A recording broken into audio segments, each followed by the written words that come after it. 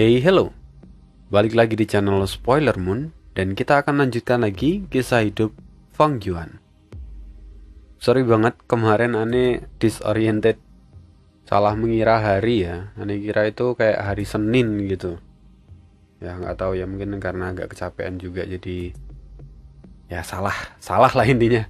Sorry banget terkait dengan hal itu. Jadi sebagai gantinya yang harusnya Master of Gu-nya itu update kemarin geser ke hari ini, dan tentu saja di saat yang sama ultimate yang harusnya hari ini berarti geser yang kemarin.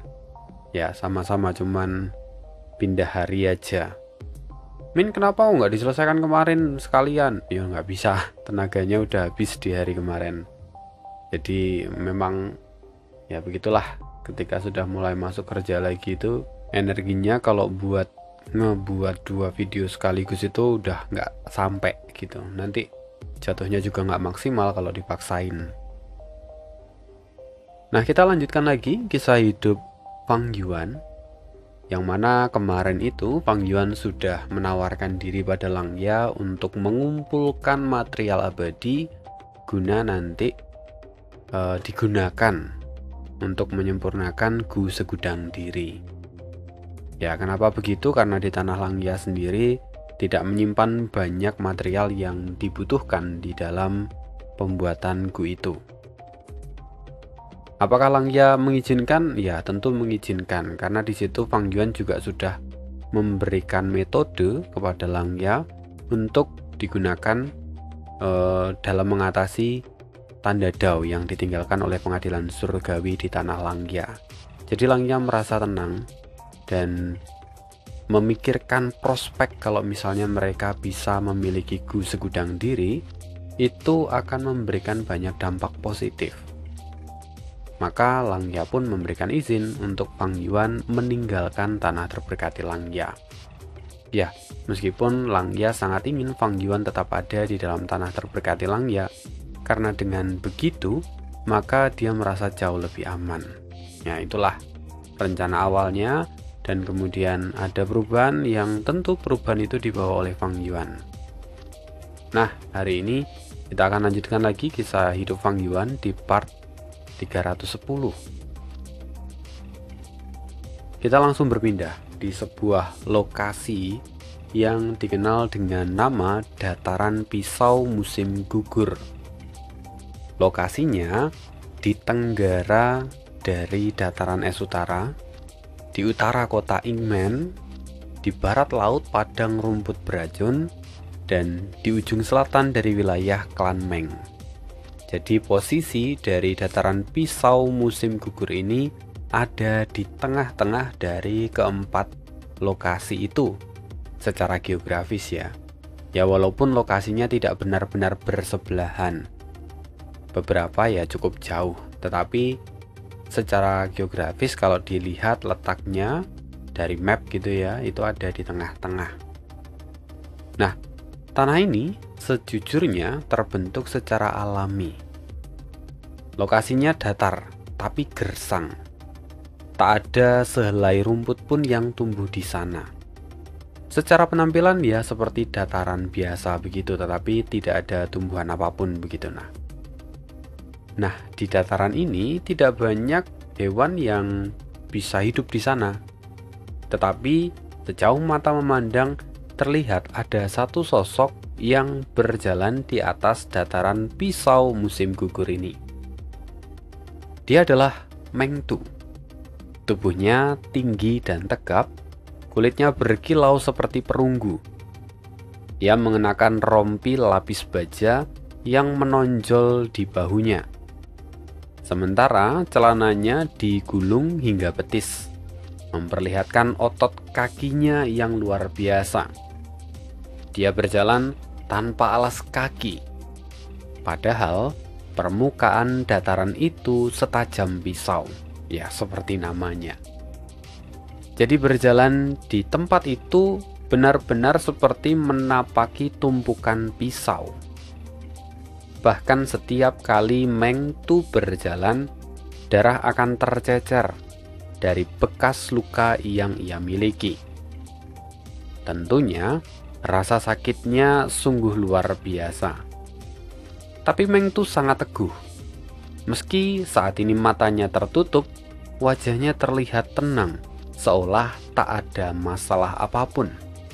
Dalam benaknya, dia berpikir, dataran pisau musim gugur dipenuhi tanda dao jalur pisau, membentuk tepi gu alami yang tak terhitung jumlahnya.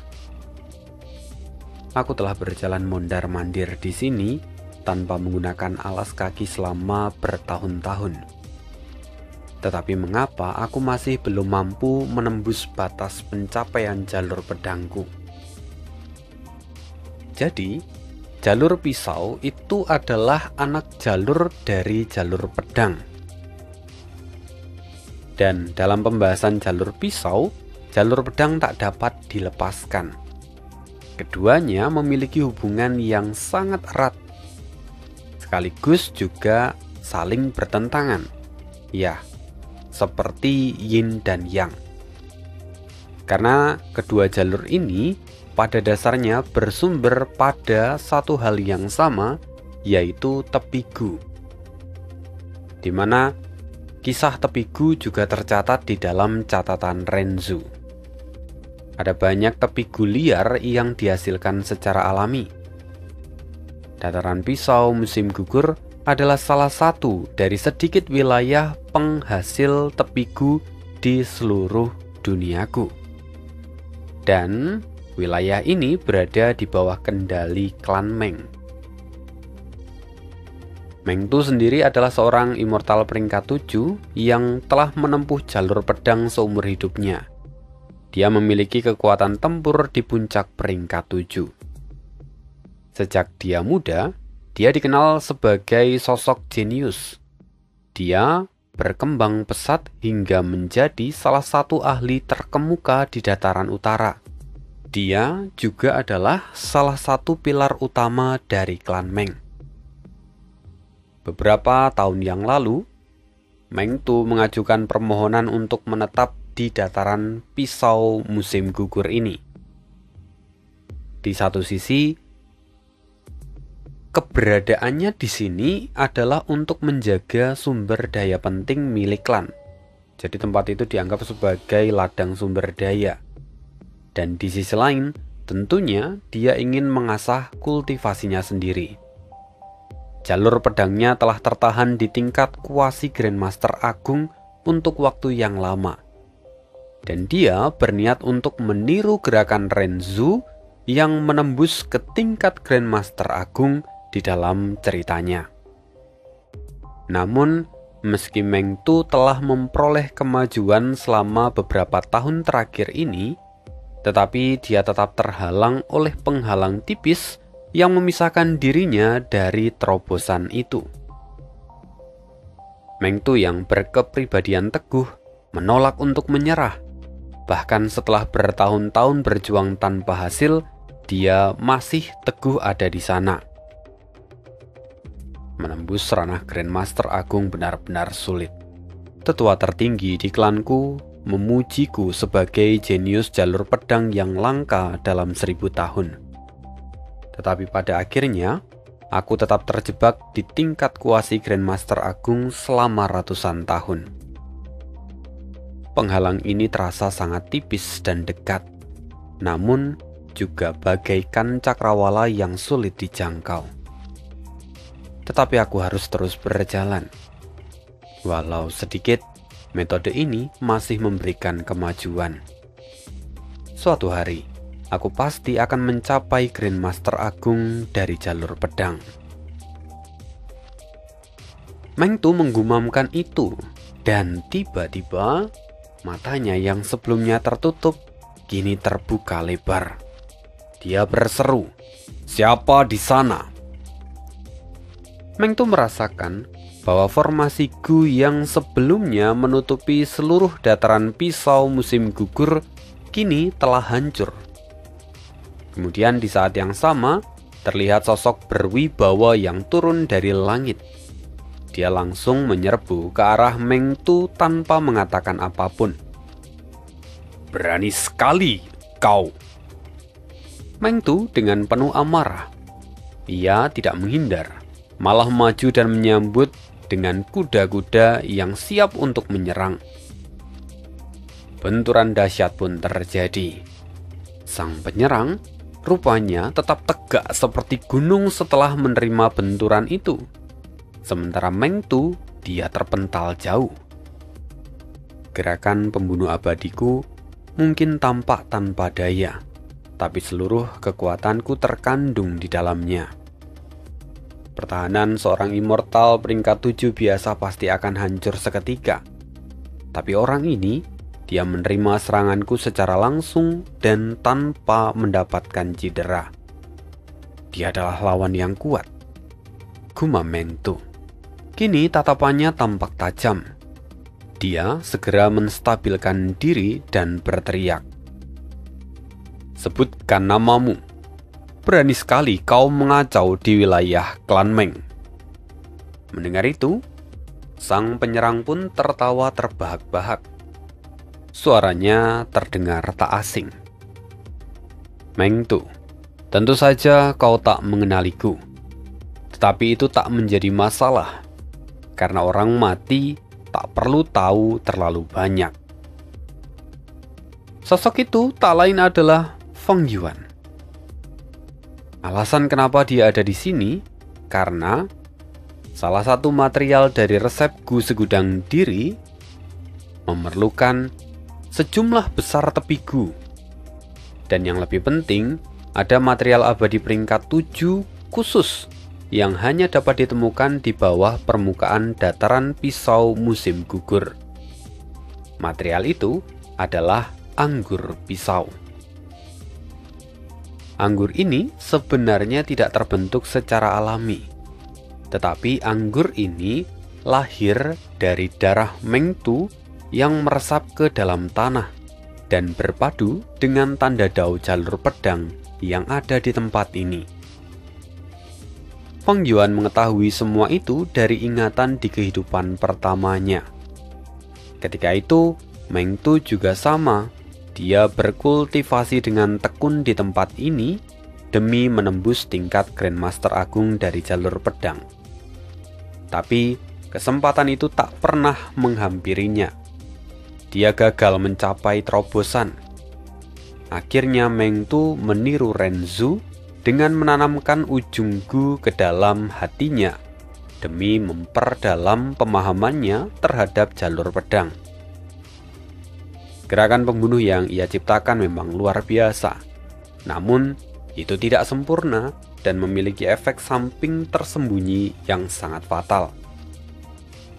Seiring waktu, pikirannya mulai terpengaruh hingga ia kerap jatuh ke dalam kondisi gila seperti iblis. Meng Tu menyadari metode ini tidak ideal, tetapi ia tetap bersikeras untuk melanjutkan kultivasi ini tanpa henti. Dia bahkan menyembunyikan kondisinya dari orang lain. Ketika perang 5 wilayah pecah, Meng Tu turut ikut bertempur. Namun, di tengah pertempuran itu, efek samping dari metode yang ia gunakan akhirnya muncul ke permukaan. Meng Tu kehilangan kendali. Dia jatuh dalam kegilaan dan membantai banyak immortal dari sukunya sendiri. Saat Meng Tu sadar, Meng Tu menutupi semua jejak perbuatannya, menyusun alasan palsu untuk menipu klannya sendiri. Namun karena kejadiannya mendadak, ia tidak dapat menghapus semua bukti, dan perlahan para immortal dari dataran utara menemukan petunjuk dan mengungkapkan kebenarannya. Di bawah tekanan besar, Meng Tu akhirnya didekati oleh pengadilan surgawi yang diam-diam mulai mempengaruhi dia. Awalnya Meng Tu merasa beruntung, berharap bahwa dia bisa menebus kesalahannya dan memberi kontribusi besar kepada klannya. Namun, mana mungkin pengadilan surgawi akan membiarkan Meng Tu menentang kehendak mereka. Sebaliknya, Meng Tu malah terjerat semakin dalam, membuat kesalahan demi kesalahan hingga dia tak punya jalan keluar selain berpihak pada pengadilan surgawi. Bagaimanapun ketika itu pengadilan surgawi memang memupuk bidak catur. Mereka menyiapkan sebuah peluang terobosan menuju Grandmaster Agung, yaitu dengan menggunakan anggur pisau yang berada jauh di bawah tanah dari tempat ini. Mengikuti arahan dari pengadilan surgawi, Meng Tu tiba di dataran pisau musim gugur ini. Ia menggali tanah dan memperoleh banyak anggur pisau. Saat Meng Tu meneguknya pertama kali, dia merasakan organ-organ di dalam tubuhnya seakan tercabik-cabik oleh ribuan bilah pedang. Lalu saat dia meneguk untuk kedua kalinya, rasa sakitnya menjadi lebih luar biasa dan bahkan dia sampai berharap untuk mati. Tapi akhirnya Meng Tu meneguk untuk ketiga kalinya, dan disitulah ia berhasil menembus tingkat Grandmaster Agung dari jalur pedang. Sejak saat itu, Meng Tu sepenuhnya mengabdikan diri kepada pengadilan surgawi. Dia menjadi mata-mata dengan status tertinggi kedua di dataran utara, di bawah Pangeran Feng Xian. Kini, Fang Yuan telah memastikan bahwa tempat ini memang menyimpan anggur pedang. Meski jumlahnya tak banyak, tapi tak masalah, karena Fang Yuan hanya membutuhkan sedikit. Adapun Meng Tu, dia adalah subjek uji coba yang cocok untuk gerakan pembunuh Kaisar Yama yang baru. Maka, Fang Yuan melakukan perjalanan panjang menuju dataran pisau musim gugur dan langsung mencari masalah dengan Meng Tu. Serangan barusan adalah gerakan pembunuh tersembunyi milik Meng Tu. Kuat, tapi aku bisa memblokirnya hanya dengan menggunakan Kaisar Yama. Pertahanan ini sangat memuaskan. Kaisar Yama telah diaktifkan, sehingga tubuh Fang Yuan kini diselimuti jubah coklat kekuningan bak seorang kaisar. Wajahnya juga terlihat gelap dari pemandangan orang lain. Dia seperti diselimuti oleh kabut yang kelam. Sosoknya tinggi besar, sekitar 10 kaki. Lengan bajunya panjang dan lebar. Pinggangnya terikat sabuk dari giok. Sementara baju zirah perunggu melindungi dada dan juga punggungnya. Permukaan jubahnya dihiasi benang emas yang membentuk ribuan siluet dan memancarkan aura agung dan menekan. Serangan Meng Tu memang meninggalkan lekukan pada zirah Kaisar Yama. Namun dengan sedikit pengorbanan fondasi jiwa milik Fang Yuan, lekukan itu segera pulih. Nah, inilah keistimewaan dari Kaisar Yama yang baru. Kombinasi dari peringkat 9 penyembunyian hantu dan pakaian hantu yang bergantung pada pondasi jiwa Fang Yuan. Kaisar Yama saat ini sama sekali tidak mengkonsumsi esensi abadi. Dia hanya akan memakan kekuatan jiwa milik Fang Yuan. Ini adalah sebuah keuntungan yang luar biasa, karena kalau jiwa Fang Yuan akhirnya melemah, dia hanya perlu merecharge jiwanya menggunakan gunyali. Sungguh ini adalah langkah yang brilian dari Fang Yuan. Meng Tu, kemampuanmu tak seberapa. Kau telah berkultivasi di sini selama bertahun-tahun. Apa gerakan pembunuh baru yang sudah kau ciptakan? Sayang sekali jika kau mati tanpa sempat menggunakannya. Fang Yuan dengan sengaja memprovokasi Meng Tu. Mendengar itu, Meng Tu pun tertawa dengan penuh amarah. Siapa kau? Kau telah mencari mati dengan mendatangiku di sini. Dulu ada formasi abadi pelindung di tempat ini. Tetapi tahukah kau, kenapa aku membujuk klanku untuk membongkarnya?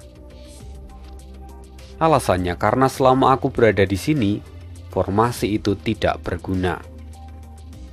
Meng Tu kini menghentakkan kaki ke tanah, dan seketika Bumi bergetar dan cahaya pedang memancar dari segala arah. Boneka jalur pedang yang tak terhitung jumlahnya berkumpul lalu membentuk pasukan yang besar. Mereka semua mengepung Fang Yuan dari segala arah. Tidak hanya itu, cahaya pedang yang tiada habisnya memenuhi langit dan memutuskan hubungan yang ada di dalam sana dengan dunia luar. Siapapun dirimu, gerakan pembunuh defensifmu memang luar biasa. Tetapi, kau seharusnya tak datang untuk mencari masalah denganku. Apalagi, aku berada di dataran pisau musim gugur ini, kata Meng Tu sambil menatap Fang Yuan. Fang Yuan mencibir. Tempat ini sudah dipenuhi dengan jejakmu. Sejak bertahun-tahun lalu, kau telah memupuk pemahamanmu pada jalur pedang di tempat ini. Kau berusaha menembus ke ranah Grandmaster Agung jalur pedang. Karena itu, kau dapat mempengaruhi tanda Dao di tempat ini secara signifikan dan membentuk lingkungan yang mirip dengan medan perang abadi. Itukah yang membuatmu menjadi percaya diri? Mendengar itu, ekspresi Meng Tu menjadi berubah muram. Ia selalu yakin tak seorang pun mengetahui kartu trufnya ini. Tetapi Fang Yuan mengungkapkan semuanya tanpa cacat. Itu menjadi sebuah pukulan besar bagi Meng Tu. Dan di tengah keterkejutan Meng Tu, Fang Yuan kembali bicara. Tahukah kau alasan aku pergi mencarimu? Itu karena kau memiliki metode untuk membentuk lingkungan seperti medan perang ini. Karena itu aku datang untuk menemuimu. Karena meskipun tempat ini mirip dengan medan perang abadi, ini tetap bukanlah medan perang abadi yang sejati. Kau memang bisa menjebakku, tetapi di saat yang sama, bukankah kau juga ikut terjebak? Mendengar itu Meng Tu terkejut. Suasana hatinya yang semula santai, kini lenyap seketika. Siapa kau sebenarnya? Meng Tu bertanya. Fang Yuan pun tertawa sambil melirik sekeliling. Sudah kukatakan, orang mati tak perlu banyak tahu. Lagi pula meski jumlah boneka jalur pedangmu ada sangat banyak, tetapi kualitas mereka biasa saja. Kebetulan, aku juga punya metode yang serupa. Bagaimana kalau kita adu sedikit? Jubah Kaisar Fang Yuan tiba-tiba memancarkan suara jeritan. Lalu bayangan di jubah Kaisar itu mulai bergerak. Dan bayangan-bayangan itu melompat satu persatu dan terus membesar. Semua bayangan itu berbentuk seperti manusia. Namun wajah mereka menyeramkan, mata mereka merah, dan jari-jari mereka memiliki cakar seperti pisau. Ditambah lagi, aura mereka memancarkan rasa haus darah yang mengerikan. Sialan, mati kau! Meng Tu pun berseru. Dia mengerahkan boneka jalur pedangnya untuk menyerang bayangan Fang Yuan. Para bayangan itu meraung seperti binatang buas, merentangkan tangan mereka dan bergerak, lalu menghancurkan setiap boneka jalur pedang yang menghadang. Ledakan terus terjadi. Boneka jalur pedang yang mencoba menghalangi dihancurkan tanpa ampun. Sementara para bayangan mengamuk sambil mengeluarkan lolongan liar. Dengan mudah mereka membantai seluruh boneka jalur pedang yang ada di sekitar mereka. Bayangan-bayangan ini sangat kuat. Masing-masing dari mereka memiliki kekuatan tempur yang setara dengan peringkat 7. Meng Tu segera menyadarinya. Hatinya kini terasa berat. Kelopak matanya pun berkedut hebat. Tapi itu tak masalah. Bayangan jalur pedangku berasal dari tanda Dao alami dari dataran pisau musim gugur yang mana jumlahnya nyaris tak terbatas. Meskipun kualitasnya rendah, tetapi aku bisa menutupi kekurangannya dengan kuantitas. Pikir Meng Tu sambil menenangkan diri. Anak-anak Yama memiliki kekuatan tempur yang cukup bagus. Ini luar biasa, kata Fang Yuan yang tampak puas dalam hati. Bayangan-bayangan itu berasal dari jiwa binatang buas kuno terpencil yang sebelumnya Fang Yuan tangkap di gurun hantu hijau. Setelah dia menyelesaikan gerakan pembunuh Kaisar Yama, Fang Yuan memodifikasi para jiwa binatang itu dan menjadikannya seperti wujud manusia.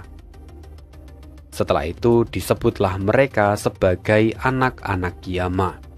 Maka tadi Fang Yuan menyebutnya sebagai anak-anak Yama. Oleh karena itu bayangan-bayangan ini mari kita sebut juga sebagai anak-anak Yama. Sesungguhnya Fang Yuan mendapatkan inspirasi ini dari resep Gu Dewa Darah yang ia punya.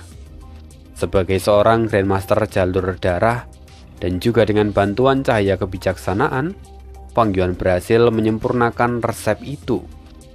Dan dengan pencapaian Grandmaster Agung dari jalur penyempurnaan, Fang Yuan mampu mengubah setiap resep Gu Immortal menjadi sebuah gerakan pembunuh abadi. Gerakan pembunuh anak Yama juga telah Fang Yuan sempurnakan, tetapi itu tidak hanya dari resep Dewa Darah. Dia juga menggunakan inti warisan sejati jiwa spektral, termasuk salah satunya memodifikasi jiwa dari binatang jiwa. Karena jiwa spektral dulu pernah memodifikasi binatang buas dari jalur jiwa untuk keluar dari pintu kehidupan kematian dan menjadi setia padanya, maka Fang Yuan mendapatkan inspirasi dari sana. Selain itu ada juga gerakan pembunuh abadi jalur jiwa, pengambilan hidup dan mati, yang mana itu juga diciptakan oleh jiwa spektral. Fang Yuan mengintegrasikan semua itu dengan gerakan pembunuh Kaisar Yama, dan itu memberikan kekuatan pada anak-anak Yama. Tapi tiba-tiba, salah satu dari anak Yama menjerit kesakitan. Pahanya terlihat patah dan dia terjatuh. Seketika, boneka jalur pedang berbondong-bondong menyerangnya. Namun Fang Yuan bertindak dengan cepat. Kembali. Sekejap kemudian, anak Yama yang terluka tadi berubah menjadi kabut dan kini kembali muncul di jubah kaisar milik Fang Yuan. Anak Yama kini kembali menjadi gambar. Dia diam, namun dengan luka dan paha yang patah. Bisa begitu juga? Meng Tu kembali dibuat terkejut oleh tindakan Fang Yuan. Meng Tu berniat untuk mengandalkan kuantitas untuk membunuh seluruh anak Yama. Tapi dia tak pernah menyangka bahwa mereka bisa kembali begitu saja. Meng Tu kini tak mampu menemukan celah. Dia hanya bisa terus melawan Fang Yuan.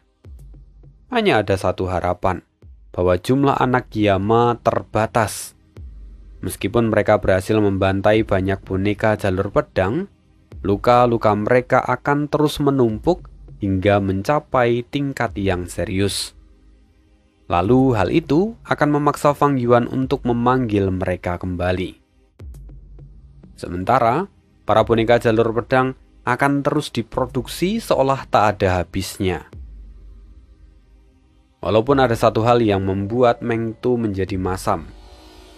Pertempuran ini mungkin telah mengikis lebih dari separuh dari pondasi dataran pisau musim gugur. Itu adalah harga yang tinggi. Lalu, kalau Meng Tu mengorbankan seluruh kekuatan dari dataran pisau musim gugur, itu juga akan berdampak langsung pada masa depan klan Meng. Tapi, bagi Meng Tu, berapapun harga yang harus dia bayar, dia tetap bersikeras mau melanjutkan taktik ini. Apalagi kata-kata Fang Yuan sebelumnya, yang mana itu telah mengguncangnya. membuat dia menganggap Fang Yuan sebagai musuh terkuat sepanjang hidupnya. Karena itu, Meng Tu menjadi sangat berhati-hati dan menggunakan segala macam cara yang dia miliki untuk menghadapi Fang Yuan. Di saat yang sama, justru hal inilah yang diinginkan oleh Fang Yuan. Meng Tu adalah batu asah terbaik untuk menguji gerakan pembunuh Kaisar Yama miliknya. Dan kini, kurang dari 10 anak Yama yang tersisa. Mereka berdiri berjaga di sisi Fang Yuan. Sementara boneka jalur pedang terus mengalir ke arah mereka bagaikan gelombang pasang. Tapi Fang Yuan tampak tersenyum. Kecepatan pemulihan yang bagus. Dia bisa melihat bahwa para anak Yama yang sebelumnya terluka kini telah pulih kembali. Ketika anak-anak Yama kembali ke jubah, mereka akan otomatis memulihkan luka-luka mereka. Dan proses ini secara alami menguras pondasi jiwa Fang Yuan. Hal ini menyentuh pada kedalaman jalur penyempurnaan. Pada dasarnya, anak Yama tetaplah binatang buas, dan proses penyembuhan mereka mirip dengan penyempurnaan Gu dari sudut pandang yang lain. Jika aku mengeluarkan anak-anak Yama yang sudah pulih ini, aku penasaran seperti apa ekspresi dari Meng Tu. Pikir Fang Yuan sambil tersenyum dalam hati. Namun, dia tidak melakukannya. Fang Yuan memilih untuk menggunakan metode yang lain. Sekarang biar aku melihat kehebatan Kaisar Yama ini. Dalam hati Fang Yuan memberi perintah, ledakan jiwa. Satu dari anak Yama yang ada di sana tiba-tiba merentangkan tangannya, lalu seluruh tubuhnya bergetar hebat saat gelombang kegelapan meledak keluar darinya. Anak-anak Yama yang lain tetap aman di dalam gelombang itu. Mereka hanya bergetar seolah tertiup angin kencang. Namun, boneka jalur pedang milik Meng Tu bagaikan api lilin yang berada di tengah badai. Mereka padam seketika. Dalam sekejap, medan perang bersih sepenuhnya. Cahaya pedang yang memenuhi langit kini telah hancur total.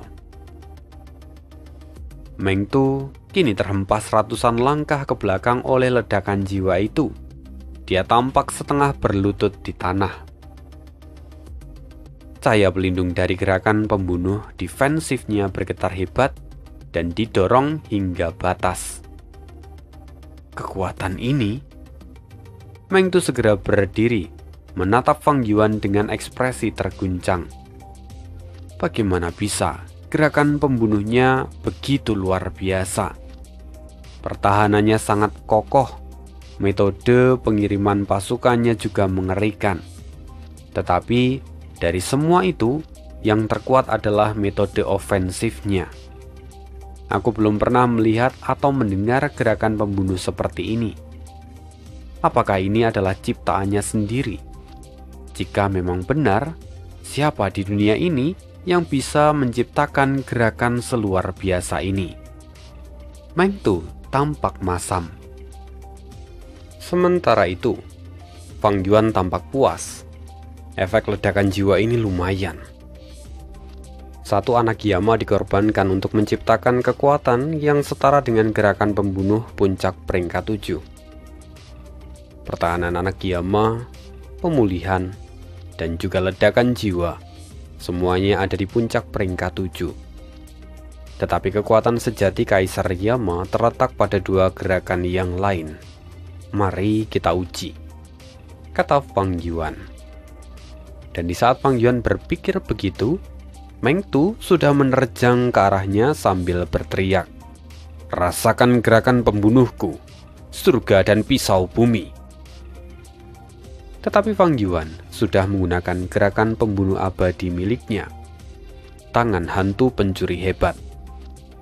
Sekejap kemudian, tangan hantu muncul di belakang Meng Tu dan langsung menembus tubuhnya. Dalam sekejap, tangan itu keluar, lalu menghilang dari pandangan. Mengtu tiba-tiba muntah darah. Inti Gu immortal miliknya telah dirampas. Inti Gu immortal dalam gerakan pembunuhnya telah dirampas.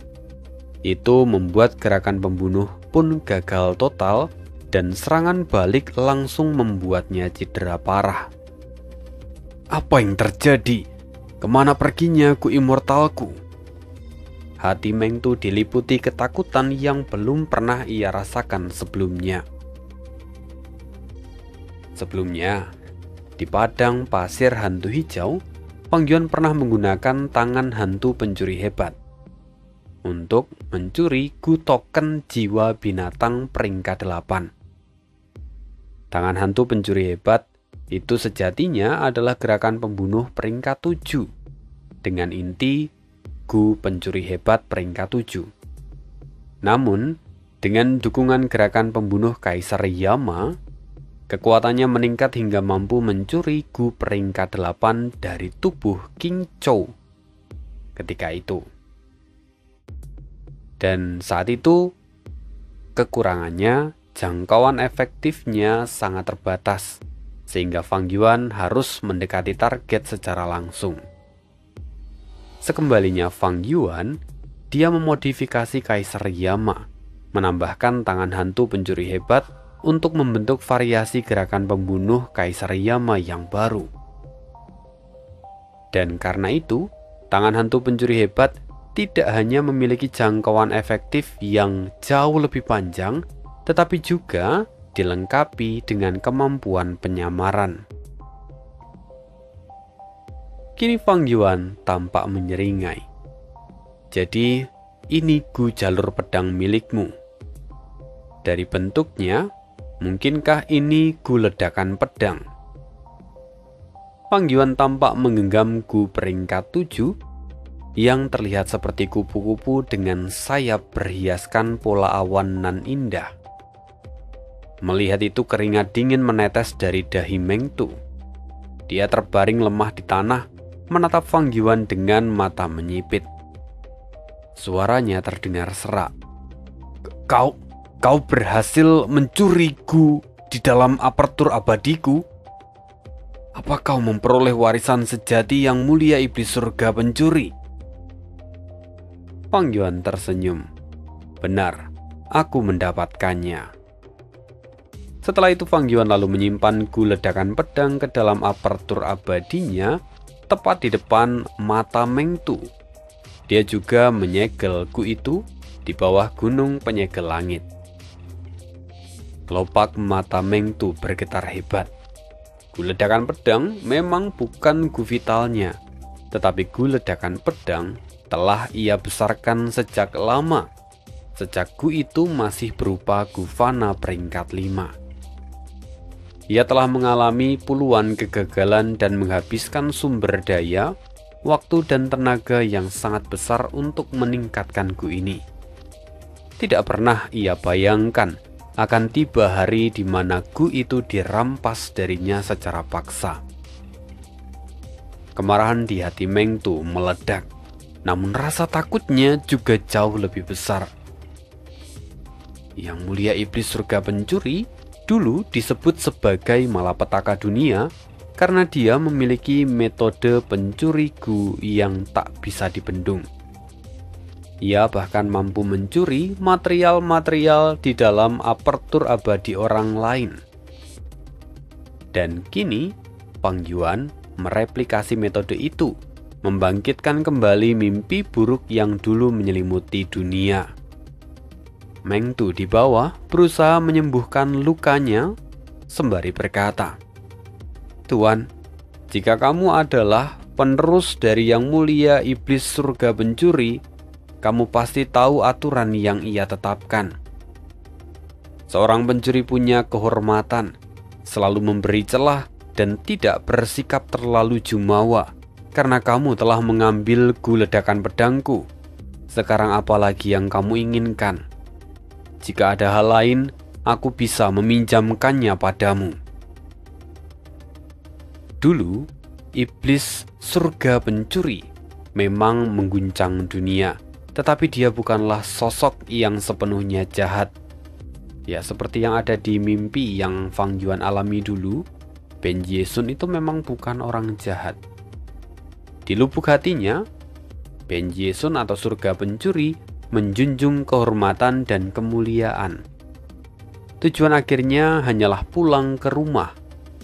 Dan semua sumber daya yang ia curi itu semua ditujukan untuk satu hal ini.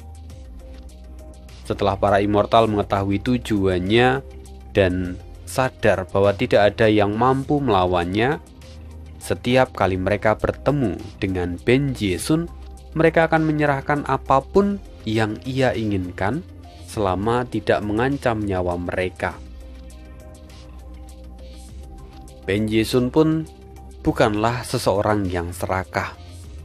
Setelah memperoleh apa yang dia inginkan, dia biasanya akan melepaskan lawannya dan jarang mengambil gu ataupun material abadi lain yang tak ia perlukan. Karena Fang Yuan adalah pewaris dari warisan sejati dari surga pencuri, Meng Tu berpikir bahwa dia mungkin punya peluang di sini. Dalam situasi yang genting ini, Meng Tu memilih untuk memohon kelonggaran secara langsung pada Fang Yuan. Namun sayangnya, Fang Yuan bukan benar-benar pewaris sejati dari Ben Ye-sun. Ambisinya jelas, dan dia tak akan membiarkan sosok di depannya ini lepas begitu saja. Karena kedatangan Fang Yuan ke sini salah satunya juga untuk mendapatkan jiwa serta apertur abadi milik Meng Tu. Oleh karena itu, Fang Yuan lalu mengayunkan tangannya. Segera telapak tangan besar bergerak ke arah Meng Tu. Tapi Meng Tu yang melihat itu lalu berkata, "Kau benar-benar mengira aku Meng Tu akan memohon belas kasihan padamu?" Setelah mengatakan itu, tubuh Meng Tu ditelan oleh gelombang kegelapan, dan tak lama kemudian tubuhnya meledak dengan daya yang luar biasa. Ledakan itu menggelegar, mengguncang, dan membuat seluruh dataran pisau musim gugur porak-poranda. Ketika ledakan itu reda, bahkan jasad Meng Tu tak ada sedikit pun yang tersisa. Sementara jubah Kaisar Yama terlihat rusak di beberapa tempat. Walaupun dalam beberapa waktu kerusakannya kini telah pulih kembali. Sementara medan perang yang menutupi dataran itu lenyap sepenuhnya dan meninggalkan kawah yang terbentuk dengan kedalaman sekitar 5-6 kaki. Fang Yuan segera menggunakan metode investigasi untuk memindai seluruh medan perang. Dia memastikan bahwa Meng Tu tak melarikan diri. Dan seperti yang ia duga, Meng Tu kini sudah mati. Aku tak pernah membayangkan Meng Tu akan meledakkan diri, gumam Fang Yuan dengan sedikit kejutan. Dia tampak tak percaya dengan apa yang ia lihat. Ia jelas mengingat bahwa di kehidupan pertamanya, Meng Tu adalah orang yang takut akan kematian karena dia berpihak pada pengadilan surgawi. Namun kali ini, tampaknya Meng Tu bukan orang yang seperti itu. Meng Tu bahkan tak ragu sedikit pun untuk meledakkan dirinya sendiri. Itu adalah tekad yang luar biasa. Fang Yuan berpikir, mungkinkah semua ini terjadi karena dalam prosesnya pengadilan surgawi telah menghasut Meng Tu untuk waktu yang lama, sehingga pada akhirnya Meng Tu kehilangan idealisnya sendiri. Fang Yuan bergumam, mungkin sifat Meng Tu perlahan berubah akibat berbagai peristiwa. Bagaimanapun manusia memang dapat berubah. Selain itu dalam kehidupan pertamaku, pengadilan surgawilah yang bertindak.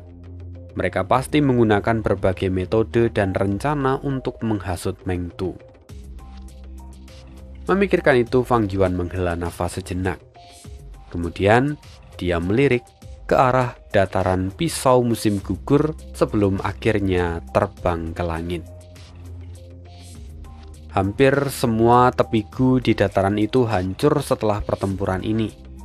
Namun, potensi pertumbuhan mereka justru meningkat. Karena Meng Tu meledakkan diri, tempat itu kini dipenuhi oleh tanda dao dari jalur pedang yang sebelumnya terakumulasi di dalam tubuh Meng Tu. Fang Yuan sendiri hanya memperoleh sedikit manfaat dari pertempuran ini. Selain menguji Kaisar Yama dan mendapatkan satu Gu Immortal peringkat 7, ia tidak meraih tujuan utamanya, yaitu jiwa Meng Tu dan apertur abadi miliknya. Keteguhan hati Meng Tu telah mengurangi keuntungan Fang Yuan kali ini. Bahkan dalam kematian, ia tak membiarkan musuhnya mendapatkan manfaat penuh. Setelah Fang Yuan mengungkapkan tangan hantu pencuri hebat, Meng Tu menyadari bahwa Gu Immortal miliknya pasti bisa dicuri satu demi satu. Dengan luka yang parah dan fakta bahwa ia terjebak di lokasi itu, Meng Tu kehilangan harapan untuk melarikan diri, sehingga dengan tegas dia memilih untuk mengakhiri hidupnya. Dari sudut pandangnya, itu adalah langkah yang cukup masuk akal.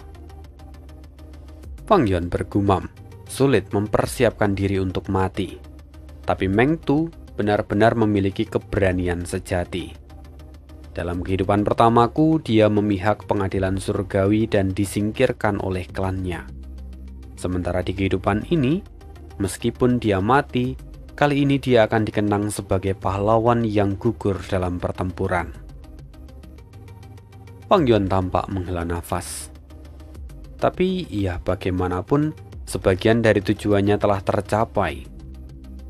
Sebelum mencuri Gu ledakan pedang, Fang Yuan sendiri telah diam-diam mengambil anggur pedang yang ada di bawah tanah menggunakan tangan hantu pencuri hebat. Dalam proses itu, Fang Yuan juga mendapatkan ratusan tepigu meskipun nilainya tak seberapa. Tetapi tetap saja itu lebih baik daripada tidak sama sekali. Sekarang, Fang Yuan mundur dengan kecepatan tinggi. Dataran pisau musim gugur berada di wilayah klan Meng. Begitu Meng Tu merasa tak bisa menang, dia pasti sudah mengirimkan pesan. Jadi tak lama lagi, klan Meng pasti akan mengetahui kematian Meng Tu dan mengirimkan beberapa immortal untuk memeriksa dataran pisau musim gugur. Kini barang-barang sudah ada di tangan Fang Yuan. Dia lebih memilih untuk memikirkan masa depan, terutama bagaimana dataran utara dapat menghalangi ekspansi dari pengadilan surgawi. Jadi saat ini tak ada gunanya membunuh para immortal dataran utara. Karena hal itu justru akan melemahkan wilayah dataran utara dan secara tidak langsung akan menguntungkan pengadilan surgawi. Karena Fang Yuan tak lagi bertarung, kini jubah Kaisar Yama perlahan menyusut menyesuaikan bentuk tubuhnya. Dan tiba-tiba Fang Yuan kembali dikejutkan. Oh, seseorang sedang melakukan deduksi terhadapku. Klan Meng memang adalah kekuatan besar. Jadi mereka juga memelihara immortal dari jalur kebijaksanaan secara khusus. Dan mereka pasti terguncang atas kematian dari Meng Tu. Mereka pasti bertekad untuk mencari pelakunya. Fang Yuan tampak mengamati dengan cermat gerakan pembunuh Kaisar Yama miliknya. Jubah Kaisar Yama perlahan-lahan mengembang, menyesuaikan diri dengan meningkatnya intensitas pemotongan dari jalur kebijaksanaan yang berasal dari klan Meng. Dan Fang Yuan bertahan menghadapi pemotongan itu sampai menghitung pengeluaran pondasi jiwanya. Jalur kebijaksanaan dari klan Meng melakukan deduksi cukup lama sebelum akhirnya mereka berhenti tanpa mendapatkan hasil. Dan karena itu Fang Yuan merasa puas. pertahanan Kaisar Yama terhadap pemotongan jalur kebijaksanaan kini telah setara dengan peringkat 8. Bahkan kalaupun Prei Ziwei mencoba melakukan deduksi padanya, Fang Yuan yakin dia bisa memblokirnya dengan mudah. Akhirnya, kesimpulan yang Fang Yuan dapatkan, pertahanan dan serangan dari Kaisar Yama berada di tingkat puncak peringkat 7. Anak-anak Yama sulit untuk ditangani musuh. Mereka dapat digerakkan dengan fleksibel, pulih dengan cepat, dan kalaupun ada kerugian, mereka dapat diganti melalui modifikasi binatang buas. Yang lebih menakjubkan adalah tangan setan pencuri hebat, metode yang dapat mencuri Gu Immortal peringkat 8. Dalam pertempuran ini, hanya dengan satu serangan, Fang Yuan telah memaksa Meng Tu, seorang ahli peringkat 7, untuk meledakkan diri. Serta pertahanan Kaisar Yama terhadap pemotongan jalur kebijaksanaan juga sangat luar biasa. Ini adalah kemampuan yang sangat dibutuhkan Fang Yuan. Meski begitu, Kaisar Yama masih bisa ditingkatkan. Aku harus merancang gerakan pembunuh medan perang abadi dengan Kaisar Yama sebagai intinya. Kali ini, Meng Tu menyegel wilayah sekitar, mengisolasi dirinya dari dunia luar. Jika dia tidak mengikat kakinya sendiri, dia pasti sudah bisa melarikan diri dengan bebas. Dan itu akan lebih sulit bagiku untuk membunuhnya. Selain itu, jika aku memiliki gerakan pembunuh medan perang abadi, saat Meng Tu hendak melarikan diri, aku bisa mengetahuinya satu langkah lebih awal. Bagi Fang Yuan yang selalu mengejar kesempurnaan, ia yakin bahwa Kaisar Yama masih dapat dikembangkan. Potensinya jauh lebih besar. Dan benar saja, setelah Fang Yuan pergi, dua Immortal terbang menuju ke arah dataran pisau musim gugur. Mereka berdua adalah anggota dari klan Meng, namanya Meng Zizai dan Meng Zhao. Meng Zizai itu adalah pamannya, sementara Meng Zhao itu adalah keponakannya. Meng Zizai adalah salah satu tetua dari klan Meng, dan dia sangat mengidolakan Meng Tu. Dulu Meng Zizai pernah mendapatkan beberapa saran dari Meng Tu. Dan kali ini, setelah mendapatkan permintaan bantuan dari Meng Tu, Meng Zizai yang ditugaskan oleh klan sangat bersemangat. Dia pun mengajak Meng Zhao untuk diperkenalkan dengan Meng Tu. Itulah rencana awalnya. Tetapi baru di pertengahan jalan, Meng Zizai terkejut. Dia mendapatkan sebuah berita yang membuatnya terdiam untuk waktu lama. Meng Zhao yang tampak panik segera bertanya pada pamannya apa yang terjadi, tetapi Meng Zizai tak menjawab.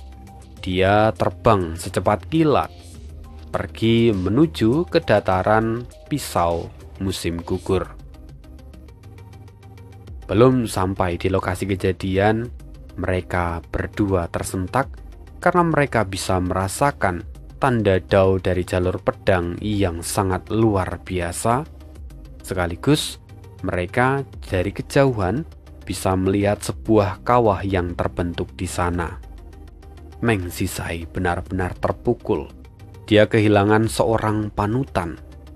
Bahkan, dia sampai menangis di sana. Seorang pria tak mudah menitihkan air mata, kecuali kalau hatinya benar-benar dilanda kesedihan yang mendalam.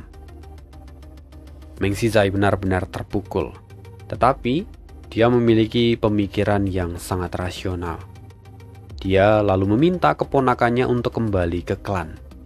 Sementara dia sendiri menunggu di sana karena dia yakin bahwa klan tidak akan tinggal diam setelah kematian Meng Tu.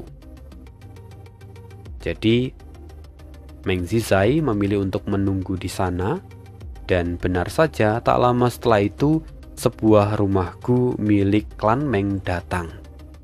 Dan di sana rumah Gu itu memiliki sebuah metode investigasi, sehingga mereka dapat melihat arah kemana Fang Yuan pergi. Dengan semua orang yang ada di sana, klan Meng mulai mengejar Fang Yuan dari belakang. Ya, sampai di sini dulu kisah hidup Fang Yuan hari ini, dan terima kasih. See you again di next video. Bye.